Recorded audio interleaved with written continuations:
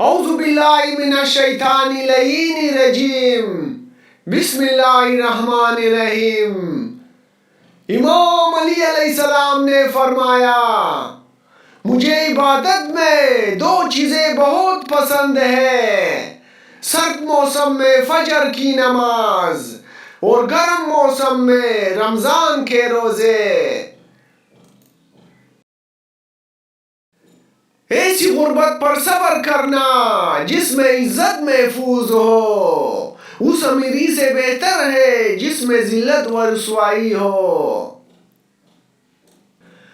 ہنسی مذاق دشمنی کی ابتدا ہے،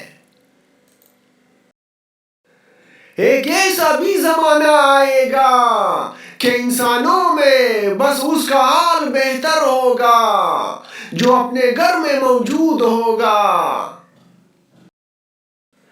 جب بھی کسی کے ساتھ نیکی کرو تو اسے بھول جایا کرو، جیسے گناہ کرتے وقت اپنے رب کو بھول جاتے ہو۔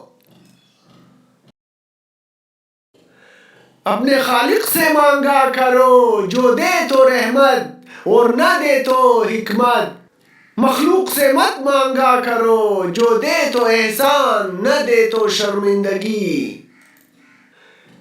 جسے تقدیر پر بھروسہ ہوتا ہے وہ آنے والی مصیبتوں سے نہیں گھبراتا۔ مصروف زندگی نماز کو مشکل بنا دیتی ہے، لیکن نماز مصروف زندگی کو آسان بنا دیتی ہے۔ جہاں آپ کی عزت نہ ہو وہاں ہرگز مت جاؤ، چاہے وہاں کھانا آپ کو سونے کی پلیٹ میں ہی کیوں نہ دیا جائے۔ وہ گناہ جس کا تمہیں رنج ہو اللہ کے نزدیک اس نیکی سے بہتر ہے جس سے تم میں غرور پیدا ہو جائے۔ پریشانیاں حالات سے نہیں خیالات سے پیدا ہوتی ہے۔ لوگوں سے اس طرح ملو کہ اگر مر جاؤ تو وہ تم پر روئے اور اگر زندہ رہو تو تمہارے مشتاق ہو۔ یہ انسان تعجب کے قابل ہے کہ وہ چربی سے دیکھتا ہے، گوشت کے لوٹرے سے بولتا ہے، ہڈی سے سنتا ہے اور سوراخ سے سانس لیتا ہے۔ اپنا سر اونچا رکھو کہ تم کسی سے نہیں ڈرتے، لیکن اپنی نگاہیں نیچے رکھو تاکہ پتہ چلے کہ تم ایک باعزت گھرانے سے تعلق رکھتے ہو۔ ہمیشہ سچ بولو تاکہ تمہیں کبھی قسم نہ کھانی پڑے۔ دولت، رتبہ اور اختیار ملنے سے انسان بدلتا نہیں بلکہ اس کا اصل چہرہ سامنے آ جاتا ہے۔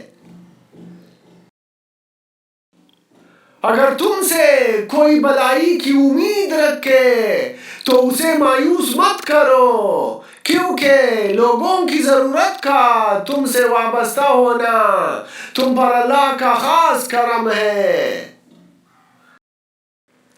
تجربے کبھی ختم نہیں ہوتے اور عقل مند وہ ہے جو ان سے سبق حاصل کرتا رہے۔ لفظ انسان کے غلام ہوتے ہیں مگر صرف بولنے سے پہلے تک، بولنے کے بعد انسان اپنے الفاظ کا غلام بن جاتا ہے۔ اگر تم لوگ موت کی رفتار کو دیکھ لیتے تو امیدوں سے تم نفرت کرتے اور کبھی ان کو پورا کرنے میں مصروف نہ ہوتے۔ خاموشی عالم کی پہچان اور جاہل کی پردہ پوشی ہے۔ ایک شخص نے امام علی علیہ السلام سے پوچھا کہ یا علی، اللہ سے دعا کس طرح مانگنی چاہیے؟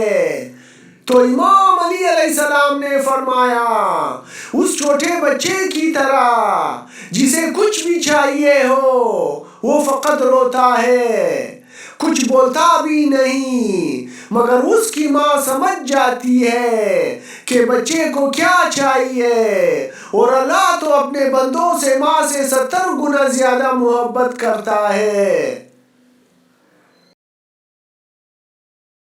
توبہ روح کا غسل ہے، جتنی بار کی جائے روح میں نکھار پیدا ہوتا ہے۔